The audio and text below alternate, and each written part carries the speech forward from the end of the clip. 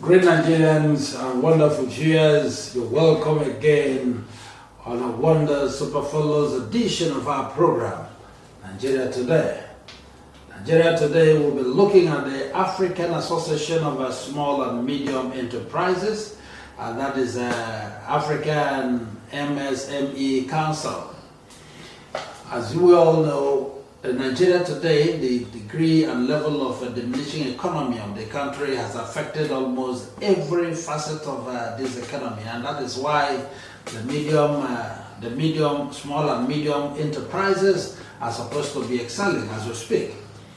Today, as usual, like we've always promised, that we'll be getting across to you with the happenings and happenstances in our country, especially as it affects us all. Today in the studio, I have with me the president of African Association of Small and Medium Enterprises. It would be very important, and the most fortunate thing is that he is an Abian, he is from Abia State here, and then African Association of Small and Medium Enterprises is not just a national thing, it is a continental thing.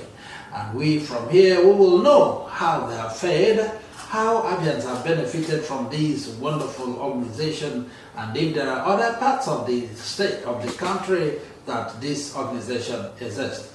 And this is, permit me to introduce and welcome to the studio Ambassador Dr. Darlington Carlo. He is popularly known as Sento, that's right from our youth, that's what we call him. Ambassador Doctor, you're welcome to the program. Thank you very much, Prof. It's a pleasure being with you once again. We're talking on the issue about the MSMEs, which have made Abia State to be an African SME hub. All right. We've heard so much about this African Association of Small and Medium Enterprises, and then I want to believe that once you are not part of the multinational companies, if you are a businessman, you're supposed to belong here. Now, how have you fared, both continentally, nationally, and statewide? Let me start from Nigeria here. Or do we have your presence in some other states in this country? Thank you very much. You know, like you have already said, African Small and Medium Enterprises is a continental association. It was incorporated in the Republic of Benin and was taken to the African Union by then President of Republic of Benin, Dr. Thomas Leiboni. So, as an Abian, being part of the formation, I know that there is one thing we always say: bring back home the dogs. So I have to bring back home the dog to come back to my place being Abia and to establish some of the things that's involved in the African Small and Medium Enterprises. While in Abia, we have tried to put up what we call the World African Small and Medium Enterprise Knowledge Hub and Peace Project. It has 35 components.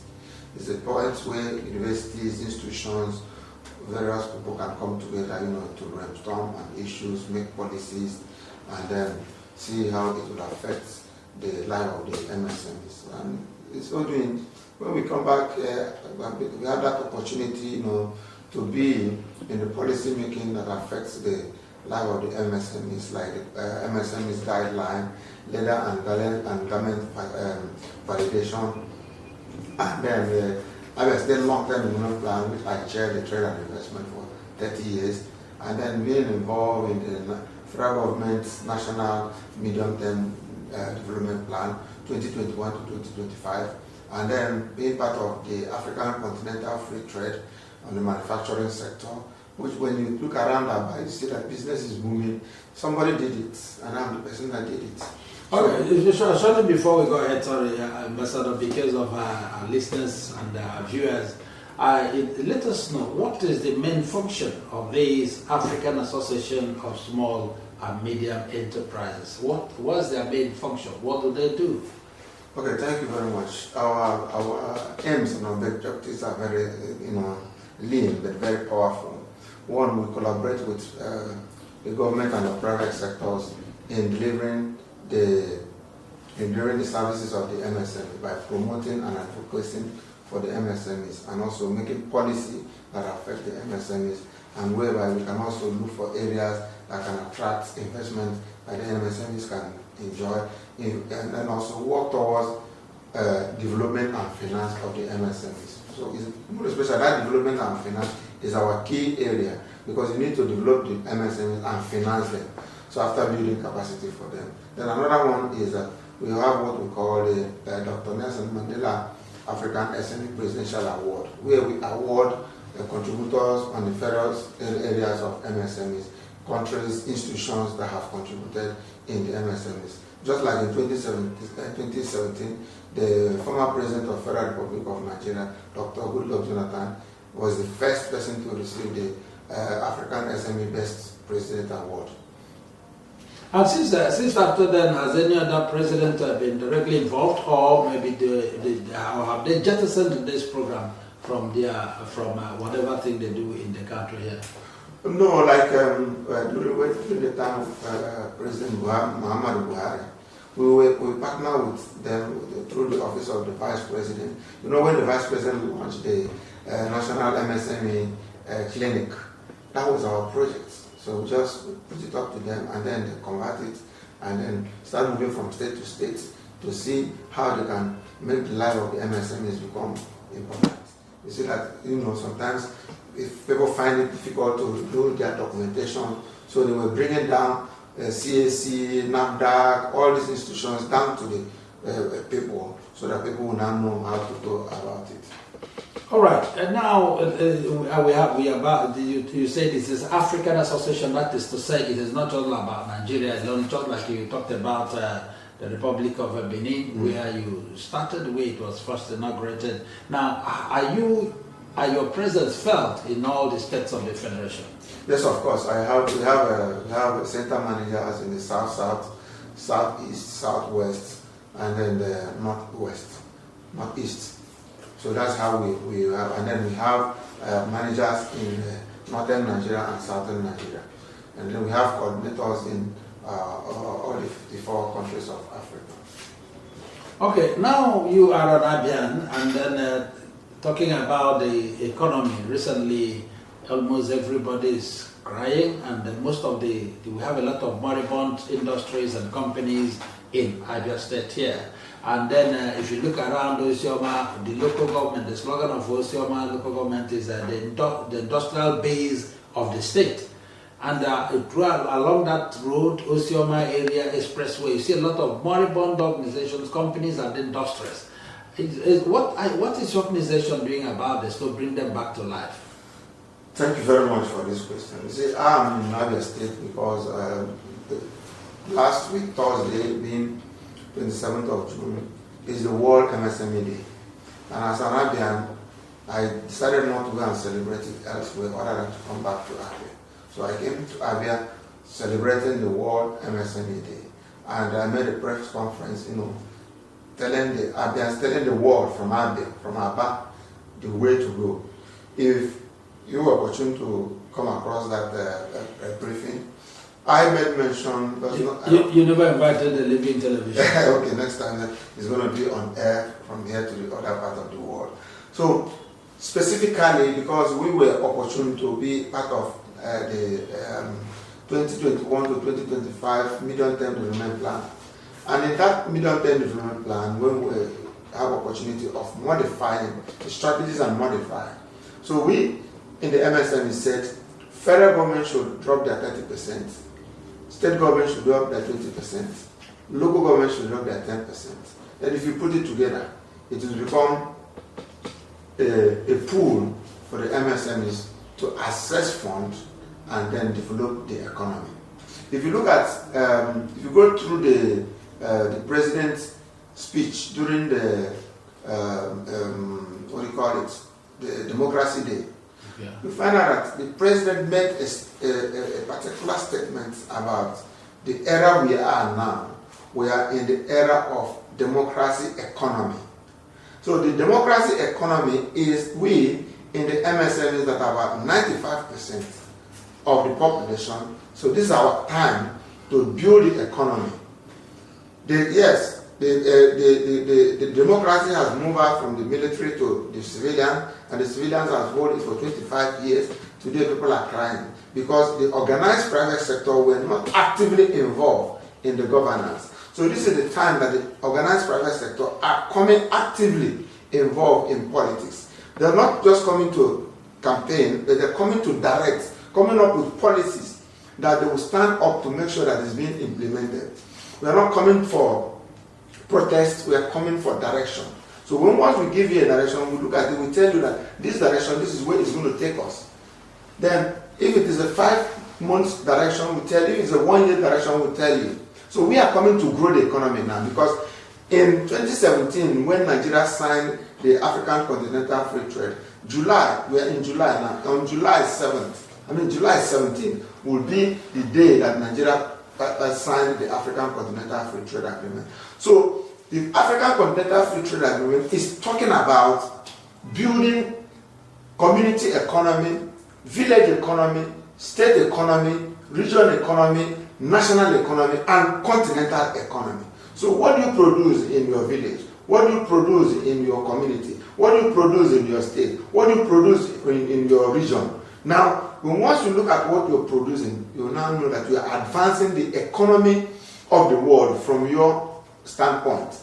They will no longer be dependent on maybe some people will say, let federal government come and do this for me, let state government come and let local government come and do it for me. So that's why we're now advocating for that fund, so that when once you come up with your innovation, with your skill, what you want to do, there will be fund to activate it. I've been to other parts of the world where I see that people have been sent to go and find out what they need in their country, or product they produce in their country. Which country needs it? Especially China does that. You see a Chinese man be talking about maybe 1 trillion business. It's not his business. It is his community business.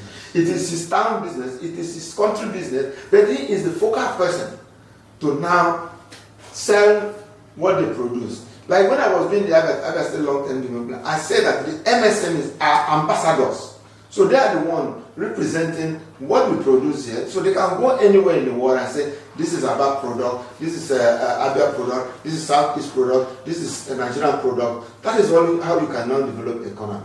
It's not all about looking up to government. I don't want to know how the governor is getting his money or how he's spending it, but I want to know how the MSMEs are being developed. Because when you develop the MSME, you now find out that they need a hospital. You now find out they need school. You now find out they need accommodation. You now find out all they need. You now find out that they need good road to meet to where they are going.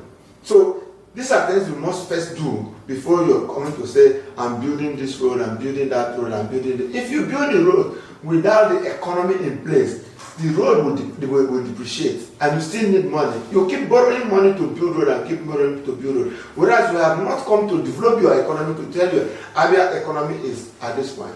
We have a target, and the target is by the African Continental Free Trade. He said you must generate $1.25 billion a year as a state. So if a state is developing, is getting $1.25 billion a year, that state cannot borrow money. And the money is there. When I was doing the Abia State long term, I told them that if Abia bring 1,000 buses, share it to where people travel, in and out, you see the kind of money Abia will make in a day. Just one day. So instead of Abia to go and borrow money, Abia will be lending money to his citizens and to other states, because states are not equal. So it is all about thinking and working out the thinking. So in MSME, we say we think together and work together. And in our term for this 2024 World MSME, they say building together for a stronger future. So we must build together to get a stronger future. All right. Now, there have been too many cries about unemployment and so on. In Abia State here, where you are from, you hail from Abia State here, precisely in an Abia local government area, and then we know that your people are known for business. How have you fared with the government of the state? Is this your program in tandem with the government program of Abia State to ensure that people are getting what they want, especially as it concerns these small-scale businesses here and there? Thank you very much. I want to use this opportunity to thank the government of Abia State for honoring me with a certificate of Investors Relations Consultant. And that empowers me to go out and bring investors to Abia State. And I'm working day and night to make sure that I bring investors to the state. By weekend, some Chinese will be traveling down here. They want to help in developing the transport system. And we are working to see that we set up an industrial park in Abia North, which will also serve as an export processing point. So we have a lot of things we can do with the state. Okay. All right. Now, talking about small and medium enterprises, or the MSME Council, about more than 30 years ago, we have Enyimba Hotel here. In Abia here, we also have the Abia Textile Mill, and there are we have the International Equitable also in Abia. These ones are moribund as we speak. Now, as a man who is into this, who has had this wealth of knowledge as it concerns small-scale industries, and that is going to enhance, employment and not unemployment. Now, what has been your advice to this present government to ensure that these other companies and industries are revived, and not just about bringing new ones when we have some ones on ground that, if revived, at least thousands of our Abians will be gainfully employed? Thank you very much. Especially, I have to start from the Enyimba International Hotels. Enyimba International Hotels was an acquisition that the government gave to Abia business people through the Abia Chamber of Commerce some years back. So when they acquire there, it becomes a private ownership. It becomes the Enyimba International Hotels Limited. When I was doing the long-term development plan, I was able to search into the document of that, and I found out that they have about 38 directors of that company. So when people are talking about Enyimba International Hotel being government-owned hotel, I was trying to tell them no. It's simple, and I can work closely with the government to tell them the way to go by it. Because the other government, when they were going into it, they were misled, and that was why they couldn't do anything. So what we're going to do is to go and get back the directors. Some are dead, some are living. Then those who are alive and those who have died, we look for their subordinates who can now come up and now tell them that yes, we know that your father owns a share in that place. Just like the boy that was shot by the police sometimes, the son of Noko. Noko is also a director of the Enyimba Hotels. So, and so many that have gone. Then there are people, shares doesn't die. Yeah. So we just go and call them and tell them, see, what we want to do with Enyimba Hotels. Then the government will now give them the backbone so that investors can come in. It's a simple thing. That place was roofed and today there is no roof. That place, a lot of things, it was just nearly completion, but it has been vandalized. Today it has become a harboring point for criminals. So we are up and doing to make sure that that place comes to fruition. Then when we talk about the Abia Textile Mill and it's the same thing. The directors are there, some of them are dead.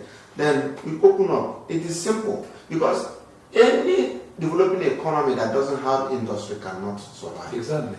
So if when Sam Bako was governor of Abia State and he was able to build 45 industries within 5 years, and people were surviving. And somebody will come and rule for 4 years or 8 years without building a single pure water industry. It means that people are not living there. So it is to encourage the government of Abia State, especially Dr. Alex Choma Oti, OFR, whom God has given to Abia State. Leadership is not by one person. It is a collective idea. He cannot know it all. So what we can do is to seek partnership with him in various areas that we think we can collaborate. Unless when we come in, maybe his doors are closed, then we cannot do otherwise. But as an Abians, we must stand equal in equal path to make sure that we build this state. Because if we don't do it, when you go and ask what have you done in your state, I've been asked such questions severally, and I stand on my feet to answer it.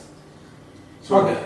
Okay, this about this nascent administration is 1 year gone in Abia State, and then I remember visiting one time as a journalist visiting the international glass industry down there, and if you see the massive wealth that is wasting there, economy that is wasting there, and so on. And all I saw in one of the biggest houses, a foreign rice backed there by government and so on.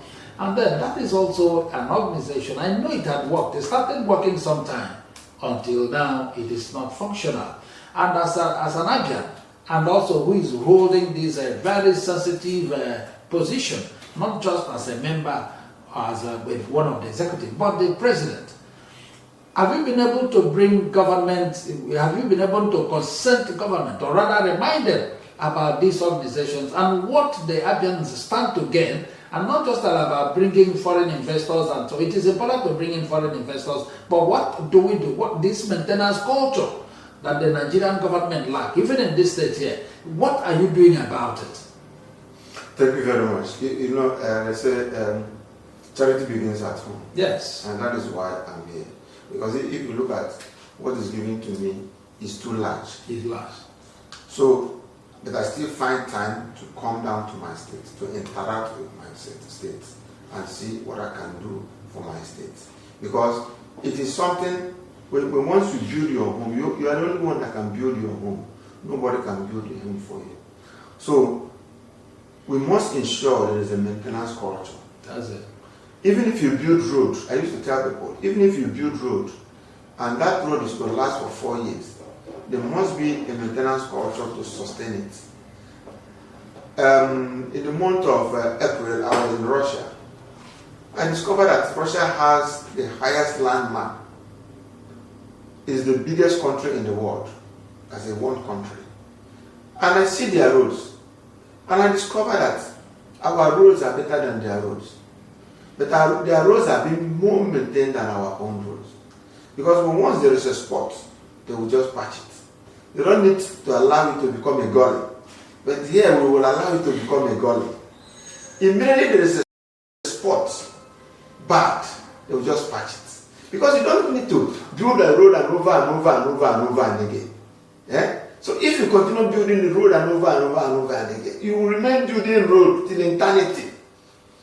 So maintenance culture should be in place, and it's also part of job creation.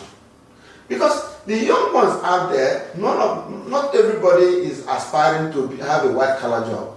Yeah. Most of them have skills they want to display. Their skill might be to help in patching road. Abraham Lincoln said, if you are a road sweeper, sweep that heaven will testify that you are the best road sweeper. So if you are one patching the roads, patch it that heaven will testify that you are the best road patcher. If you are scooping the gutter, do it properly. If you are working any place you are doing, that's why I will challenge some of the civil servants. Maybe I ask you, what are you bringing from your production point that you demand more and more and more and more? If you have built this economy to this, you say, I made this economy when it was 10 this, and this economy has come to 50 points because I put my workforce and make sure that revenues are being generated accordingly, not the revenue being leaking into the pots of into the hands of touts. Thereby, the government will not get the actual revenue. These are things we know. Let's stand on the point of building a glass city and living in a glass city. Okay, now talking about this, it is really very important to know, because it's important to know your relationship with the state, because for all these things to come to play, there must be a relationship between you and the government, and the government must also want to tap into your wealth of experience, for all these things to be established. Just like we've talked about these moribund companies, international glass industry, Enyimba Hotel, and then Abia Textile Mill, and so on. Then, what is the relationship, the existing relationship between you and the current state government? Are the government aware, though they've given you an award, it's not supposed to end there? what are they doing to ensure that these things are done in Abia State? Well, like I said earlier, I'm working constantly with the Ministry of Trade and Investment, and have that cordial relationship with them, introducing things we are going to do. It's just protocol. I was supposed to bring up a renewable energy program to the state through the Ministry of Small and Medium Enterprise. But sometimes when you meet these people, most of them don't know how to play it. Because the United States, the US aid for Power Africa, I was opportunity to meet them to bring up a $15 million worth of, $1.5 million of energy program that can now help the MSMEs to see how they sustain in their businesses. And this is ongoing. So we are working with that project. It's not terminated.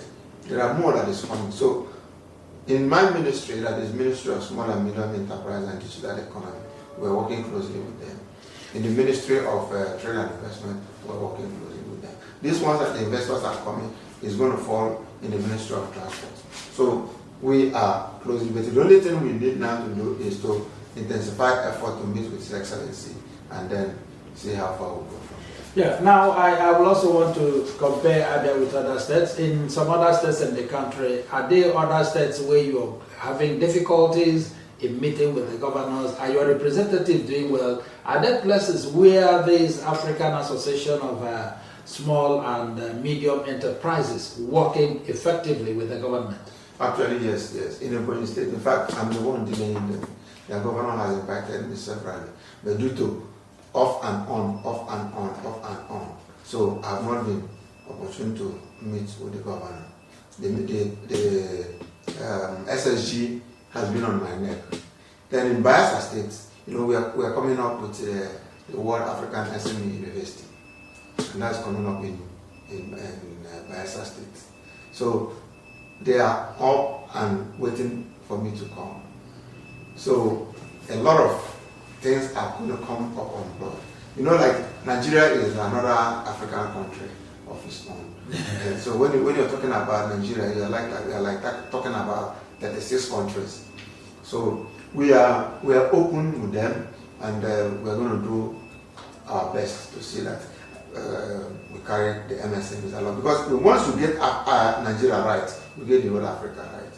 And the federal government has approved our All-African International MSME Economic Summit in Abuja. So that's another window opening for the states to come up, and then we see how we discuss to champion this cause of MSME development. So now, invariably, what you're telling us is that the federal government, national as led by Ahmed Tinubu, you have an office in Abuja, this your organization. Yes, of course. The African SME is a diaspora organization. So we are working closely with the Nigerian Diaspora Commission. So they are the first people that gave approval to that All-African International Economic Summit. And then Ministry of Trade and Investment also. So we have our office working in Abuja. And we are hoping to raise up an SME tower in Abia State. Okay, now before we get to the benefits of some of our youth by these organizations, it is also important to know how have you also fared in the northern states of Nigeria? Are they also buying or keying into these organizations? Prof, it's just like you're a spiritualist.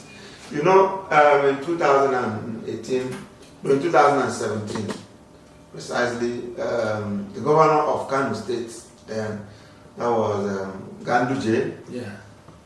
He emerged the best African MSME microfinancing governor. He established 45 microfinance banks in Kano State. And we know what it means when you have 45 microfinance banks in all your local governments. So when we gave him that award, he came down to Abia. He sent 5 commissioners to come and collect that award. On collecting that award, he discovered that we had leader and government development. He collected the blueprint of it and went to Kano State and set up 4,750 garment shops. Now today in Abia, you see the northerners trooping here, buying the garments and all this stuff. It's because there was an environment built by them, by the government. So at that point in time, they asked us to give them, to be in charge of the northern part of the African nation. So our northern chapter is in Kano State, taking care of the northern part of the state. So we strategically, cover it up to work it that way, and they are doing excellently well. Now, talking about unemployment, it's almost a daily news in Nigeria. In fact, it's no more news because it's everywhere. Now, how has this African Association of Small and Medium Enterprises assisted in alleviating, the sufferings of the masses as a result of unemployment? Thank you very much. You see, here in Abia, if I call innovators and people that has ideas, I can get like 2,000 or 5,000 of them. But the primary problem is how can they get the money to activate the ideas? And that was why we are calling on the state government to drop your 20% for your MSMEs. Local government, drop your 20% of your budget for the MSMEs. Federal government, drop 30%. And we're not saying give it to me. Keep it. They will come and assess it. And then you monitor them. And you know that one MSME is being given maybe like 1 million naira. He will create a job employing like 5 people. And within a short of time, it will eradicate unemployment and create job and build security. Because when there is job, there will be security. But when there is no job, you'll be talking of insecurity. That's correct. So we are standing to make sure that you take care of the MSMEs, give them opportunity, let them be accessible to funds. Today, everybody is running. The most lucrative job in Nigeria is political position. That's it. So, but it's not supposed to be so. It's supposed to be the MSMEs, the entrepreneurs, people who have innovation, whose idea can bring trillions. Today, people are on Facebook, is one man. People are using WhatsApp, is one man. So why can't us have such people in Abia State, in Abia, in Igbo land, in Nigeria, in Africa, that can change the narrative of the society by God's given idea? Because we're doing this by God's given idea. Developing it and enhancing it and making good use of it and making changes all over the world. Now, talking about local government, before we go, this is almost the last one before we go because of our time. Talking about local governments in Abia State, it looks as if the local government system is dead. The third tier of government is dead in Abia State because the state government operates it off. Just like today, the mayors are appointed and so on, even before now. And that is why if any political party is in the state, that political party will take over all the state, just like what happened in Imo State last time. So now you are talking about 20% from the local government. How are you sure you can assess that in Abia State when the local government is not autonomous? Thank you very much. You know that the federal government dragged the state governors to court over the finance of the state or of the local government, yes. And they won. Like I said, we are not going for protest. We are coming with partnership and dialogue and advocacy. Yeah. And definitely we will win. Because we are international organization. We have all the links. We are a member of international ICSB, International Council for Small Business, United Nations. So we make our case clear. It's a clear case.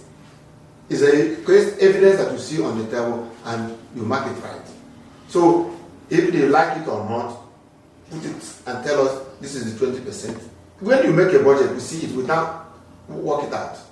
By the time we work 2021 to 2025, my brother is running to 30 trillion. Okay, this is where we are going to draw the curtain today. Sure, Dr. Darlington will be back some other time, maybe next week or some other time as time permits. And then there are too many more things we're going to look at. One, it is also to look into the level of psychopathy and praise singing that goes on in the state here, and how can this organization thrive in Abia State. We are going to look at that and many more other issues, just like the youth empowerment and so on. This is a very wonderful and incredible move by this African Association of Small and Medium Enterprises. But how much the government keys into it will determine our liberation, our economic liberation. And I know that will happen soon. I want to thank you out there, viewers, who have given us time within this short period to be with us. Remember, the man I've been talking with is Ambassador Dr. Darlington Onoha, Sento, like it's popular. We are pleased to have you in today's program. Thank you very much. We are marching towards a democracy economy that all of us will achieve it and enjoy it. I say thank you, God. And this is your anchor man, Godson Adele. We'll be back again. Just keeping a date with us. It's still your darling station on Living Radio and Living Television. We'll be back again. Bye for now.